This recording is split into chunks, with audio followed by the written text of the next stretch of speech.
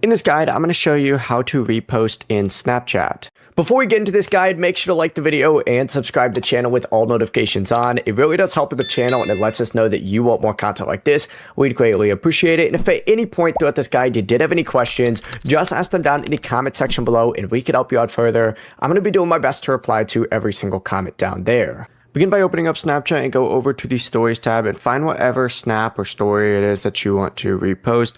Go ahead and tap on it, right? And then just go ahead and select either the Remix, Export, or Send Snap option. You can hold down to see this, or you can also just select this right here to just post it. But hold down and then you could swipe up and you'll see all of this stuff right here. If you want to repost it, choose the option that lets you send it or share it as well. So you could do Export or Send Snap. If you want to remix it, but that is how you can repost and share. Before you leave this guide, make sure to like the video and subscribe to the channel with all notifications on. It really does help the channel and it lets us know that you want more content like this. We'd greatly appreciate it. And if at any point throughout this guide you did have any questions, once again, ask them down in the comment section below and we could help you out further. I'm going to be doing my best to reply to every single comment down there. Have a great rest of your day though. Peace.